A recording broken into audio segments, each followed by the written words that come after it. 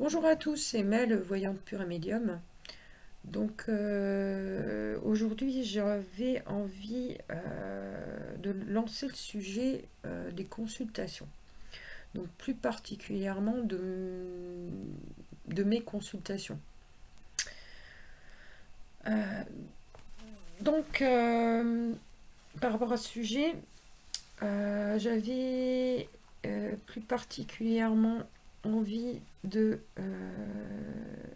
vous aider pour que vos prises de rendez-vous se passent le mieux possible. Alors, comment prendre rendez-vous donc avec moi? Alors, j'ai une constatation qui est la suivante. J'ai remarqué que beaucoup souhaitent en fait prendre rendez-vous en toute autonomie. Ce qui est très bien, hein. Voilà, vous avez plusieurs façons de prendre rendez-vous avec moi de façon autonome. C'est-à-dire, soit vous allez aller sur un site vendeur, soit vous allez aller sur mon site, soit vous allez aller sur mon portail client pour réserver. Voilà. Mais, il y a un mais. Lorsque vous prenez rendez-vous, vous ne faites que réserver. D'accord? Ce n'est pas proprement parlé une prise de rendez-vous. La prise de rendez-vous vient que lorsque vous avez réservé et que vous m'avez appelé. Vous voyez? Que vous m'avez fait part de votre proposition et que moi, je puisse valider. Vous voyez? Votre rendez-vous. Alors, il est vrai que sur le portail client, donc je vois hein, que vous avez pris, par exemple, je sais pas, le vendredi à 15 h. Et moi, je vous réponds. Voilà. Je vous envoie donc je vous fais un retour en vous disant bon bah c'est ok, soit c'est refusé. Vous voyez, et si c'est refusé, bien entendu, je vous propose une autre heure, un autre jour, etc. Vous voyez, je vous laisse pas comme ça, voilà. Mais je vous encourage vraiment tout de même à toujours avoir le réflexe donc de réserver, ok, très bien, mais avoir vraiment le réflexe de m'appeler suite à ça. Soit vous pouvez m'appeler directement si vous m'avez au bout du fil, et eh bien c'est parfait. Si vous n'arrivez pas à m'avoir, c'est pas grave. Laissez-moi soit un petit message sur mon répondeur, soit vous m'envoyez un petit SMS. D'accord? Et je vous répondrai, en général, je réponds très rapidement. D'accord? Donc voilà, ça c'est dit. Donc en fait, il est vraiment, comment dire, important que vous sachiez que lorsque vous prenez rendez-vous avec moi en toute autonomie, c'est-à-dire que vous ne m'avez pas joint directement, que vous n'avez pas eu de confirmation de ma part, c'est un rendez-vous vraiment hasardeux. D'accord? Donc vous vous exposez à éventuellement un report de rendez-vous, à une annulation de rendez-vous, enfin bref, voilà. Parce que aussi, si vous voulez, j'ai un planning qui est extrêmement changeant. D'accord? Euh, Même si j'ai envie que ça reste comme ça, parfois, eh bien, les choses changent, les choses bougent. Donc pour moi, c'est assez rapide, hein. Disons que, vous voyez, là, on est dimanche. Euh, j'ai donné des disponibilités, vous voyez, pour mardi. Mais il se peut aussi que, voilà, je sois, comment dire, obligée, en fait, de refuser, en fait, des réservations parce que j'ai trop, voilà, j'ai trop de consultants. Ou que voilà, j'ai un événement dans ma vie, voilà, des obligations, et que je ne puisse pas ce jour-là bah, vous recevoir. Donc, je sais, hein, j'ai eu des personnes qui ont râlé, qui ont dit oui, c'est pas sérieux. Beaucoup, quand même, d'entre vous ont été super sympas. Vraiment accepter soit de se décaler, soit voilà, de reporter leur rendez-vous dans la journée ou plus tard.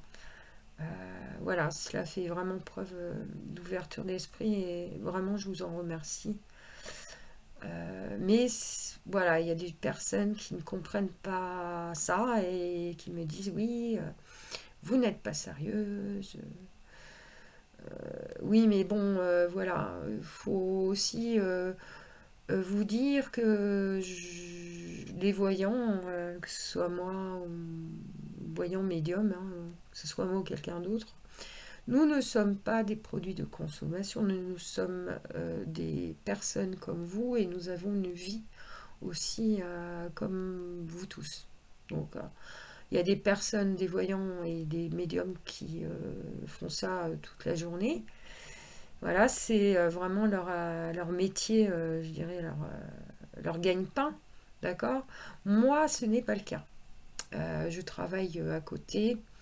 Voilà, voilà, je propose mon temps libre, enfin une partie de mon temps libre pour vous aider. Donc, si vous voulez, si je suis confrontée donc à des réactions parfois un petit peu trop vives ou comment, agressives, comprenez aussi que voilà, je bloque et que si on commence comme ça, si vous voulez, les choses ne pourront pas être forcément comment dire réalisables. D'accord? Parce que si même vous viendriez me consulter, vous seriez déjà vous arriverez peut-être avec voilà des émotions, un ressenti qui n'est pas vraiment positif. Donc ce qui créera une barrière et ce qui donnera une consultation soit stérile ou trop parasitée pour obtenir vraiment quelque chose d'intéressant pour vous. Voilà, donc je préfère être claire. Et dans ces cas-là, eh bien, je dis gentiment à la personne que je préfère ne pas les recevoir. Voilà. Parce que je pars comment dire, je pars de l'idée que vous comme moi, nous devons le respect, d'accord, que ce n'est pas parce que vous achetez, d'accord, un produit, tel qu'il soit, que vous avez aussi tous les droits, d'accord. Voilà. Bon, moi je suis très claire, hein, comme je vous ai dit dans la première vidéo, moi je dis vraiment ce que je pense avec sincérité et honnêteté. Voilà. Je sais que peut-être il y aura certaines personnes qui vont m'écouter, qui vont ne pas être d'accord avec ce que je dis, mais voilà. C'était important que je puisse vous le dire. Voilà pour les prises de rendez-vous. Alors, je voulais aussi vous parler donc des consultations, hein, vous témoigner un petit peu de ce que je vis à travers les consultations. Donc, écoutez, je suis vraiment heureuse, voilà, d'avoir rencontré beaucoup de personnes, en fait, parce que voilà, je rencontre beaucoup de personnes et c'est génial, quoi. Vraiment, j'ai vraiment beaucoup de plaisir à vous recevoir.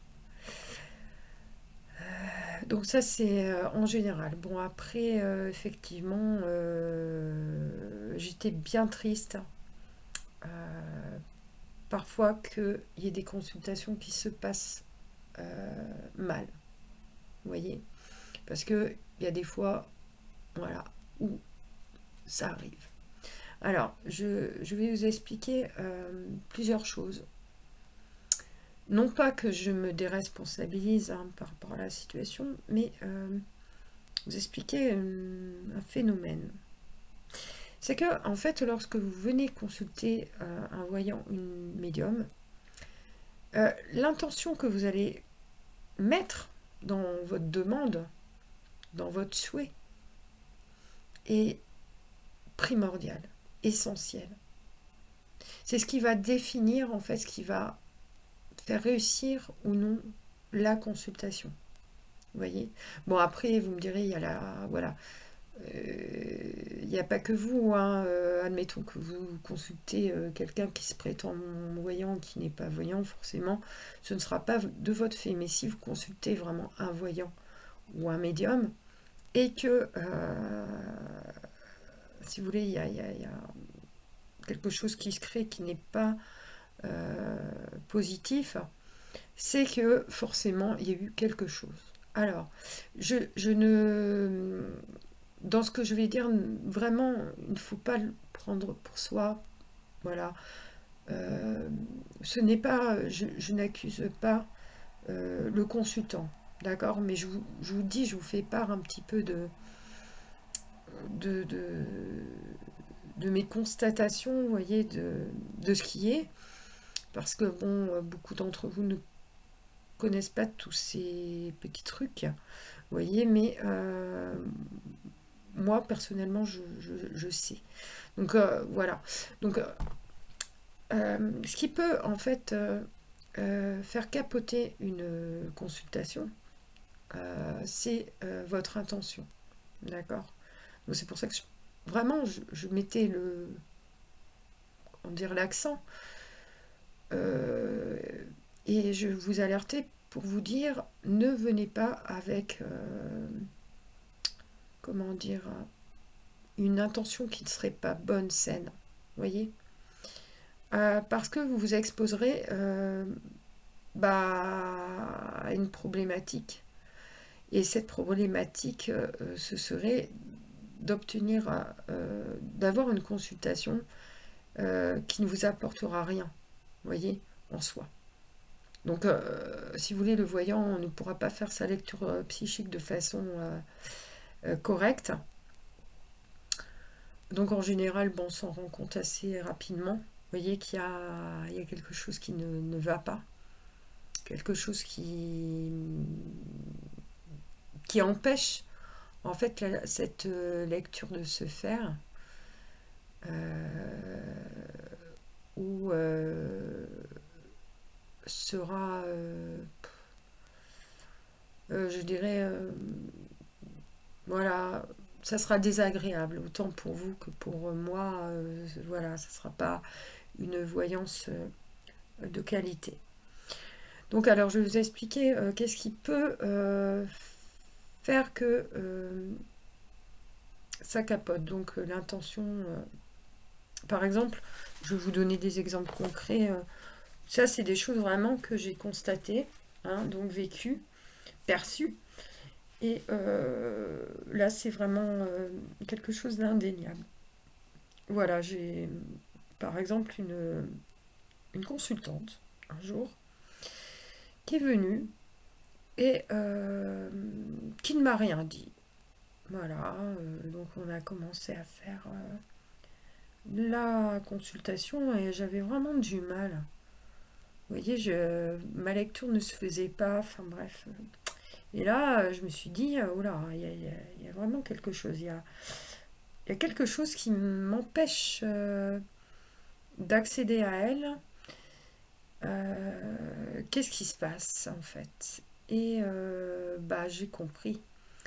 C'est-à-dire que cette personne m'avait caché, en fait, beaucoup de choses. Vous voyez? Il y avait une part, si vous voulez, de cachotterie, mais de mensonge aussi. Vous voyez? Et en fait, cette personne était quelqu'un qui faisait le même travail, entre guillemets, que moi. et qui avait une intention, je dirais, malsaine, vous voyez, me concernant.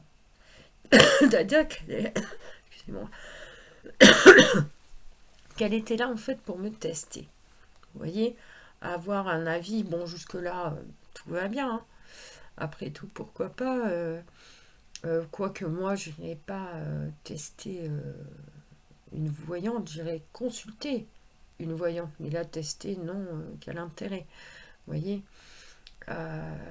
Mais bon, elle avait envie de me tester, elle avait besoin de se mesurer, peut-être pour se rassurer elle-même, je ne sais pas quel intérêt, peut-être une pointe de jalousie aussi, je pense. Et, et c'est qu'enfin, en fait, qu'elle a annoncé que, voilà, elle était voyante et où, et enfin, j'ai tout su, en fait, sur son identité. Son identité. Donc, bah écoutez, je ne l'ai pas bien vécu, hein, ça. Déjà, je voyais que de toute façon, il y avait un problème, mais je voyais bien que c'était en lien avec son activité donc professionnelle. Il y avait quelque chose qui ne se faisait pas, voilà, le lien ne se créait pas. Voilà, le lien ne pouvait pas se faire. Je ne pouvais pas faire une lecture psychique fluide, correct. Voilà. J'avais très peu de ressenti, très peu de vision, très peu de tout, quoi. Enfin, voilà, et ça fonctionnait pas. Et vous voyez, ça c'est un exemple d'intention, je dirais, qui n'est pas bonne, ni qui n'est pas saine. Vous voyez, c'est quand même, il y a un petit fond quand même malveillant là-dedans. Après, je dirais il y a aussi la problématique des personnes qui sont curieuses. Bon, jusque-là, la curiosité, ce n'est pas négatif, hein, en soi. Mais une curiosité, je dirais, malsaine. Vous voyez. Parce qu'en fait, ils viennent consulter, mais sans vraiment y croire, quoi. Vous voyez. Ils sont en mode test. Je te teste, mais de toute façon, je ne crois pas vraiment à ce que tu vas me dire. Et puis donc, si vous voulez, moi, je suis pas là non plus pour voilà, vous rassurer forcément, quoique normalement vous devriez l'être, puisque vous n'avez normalement, voilà, d'entrée, vous ne me posez aucune question, donc je n'ai aucun renseignement vous concernant.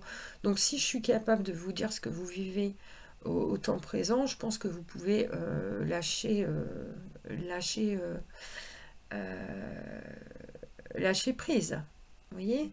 Mais il y a des personnes, c'est pas exactement comme ça. Disons qu'il y a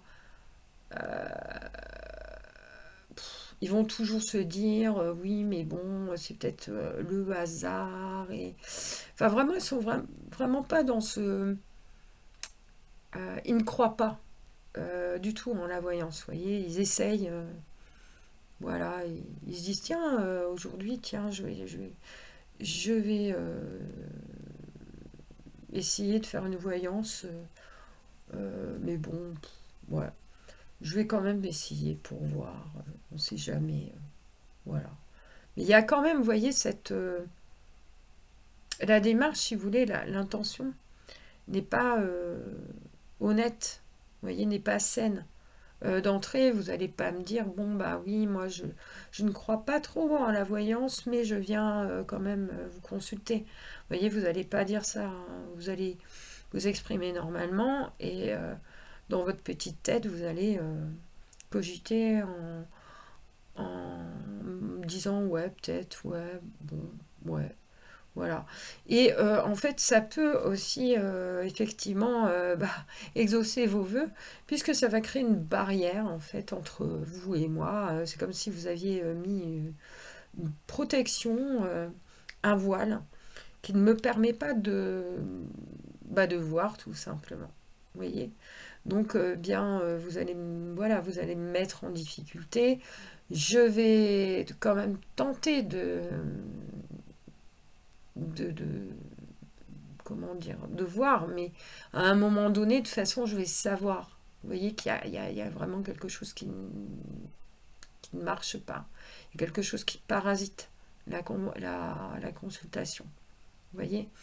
Donc, franchement, si vous êtes dans cet esprit-là, franchement, euh, je, vous, je vous conseille de ne pas mettre d'argent dans ça parce que forcément, vous aurez un retour qui sera conforme à votre intention. Enfin, voilà. Donc, quelque part, vous serez conforté dans l'idée que les voyants ne sont pas des voyants, que les voyants sont des arnaqueurs et que, etc., etc. Vous voyez ce que je veux dire? Euh, Après, ah oui, il y a aussi, c'est ce que j'ai remarqué, les personnes qui sont frustrées. C'est-à-dire qu'on a eu une expérience donc avec certains voyants, comment dire, très décevante, d'accord? Donc, il est vrai que reconsulter quelqu'un alors que, si vous voulez, on porte en soi la méfiance, on porte en soi, je sais pas, de la colère, de la frustration, toutes ces émotions, vous voyez, qui...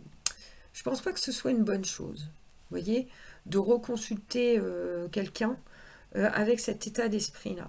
Parce que votre intention n'est pas positive, vous voyez.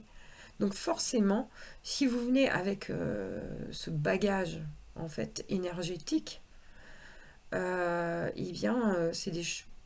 Voilà, ça va parasiter forcément la consultation. Vous voyez, je vais le savoir, même phénomène, voilà, ma lecture sera pas fluide, les choses ne me viendront pas ou pas comme il faudrait. Vous voyez, donc là aussi, évitez vraiment de consulter si vous êtes dans cet état d'esprit-là. Ça ne sert à rien. Voilà. Cela dit, je vous souhaite vraiment de rencontrer dans votre vie un vrai voyant qui vous fera changer d'avis dans ce cas et repartir sur quelque chose de positif pour vous. Mais malheureusement, comme beaucoup le savent, le domaine donc de la voyance, tout ce qui est médium, devient un véritable business qui rapporte beaucoup d'argent. Donc dans le lot, il est sûr qu'il y a des personnes qui abusent, hein, qui ne sont pas du tout voyants, qui se font beaucoup d'argent. Voilà, mais comme, enfin, je ne sais pas si vous avez lu, si vous avez vu ma petite vidéo sur c'était quoi le titre déjà? Oui, c'était comment savoir que vous êtes en présence d'un voyant. Non, est-ce possible de consulter un voyant par téléphone? Je crois que c'est ça le titre de ma vidéo. Donc vraiment, je vous encourage à aller la découvrir. Et je pense que vous en ressortirez avec quelques petites astuces, je dirais, pour bien reconnaître un voyant de quelqu'un qui ne le serait pas. Voilà. Il y a une petite astuce que j'ai donnée là qui... Voilà. Et c'est radical. Hein. En général, vous ne pouvez pas vous tromper. Vous voyez? Ne serait-ce que ça. Voilà. Ben écoutez, je pense avoir fait une bonne vidéo là. Voilà. Et puis j'ai répondu à beaucoup de questions. Et voilà, ben, en espérant que cela vous serve et que cette vidéo vous aura plu. Voilà, excellente fin de journée.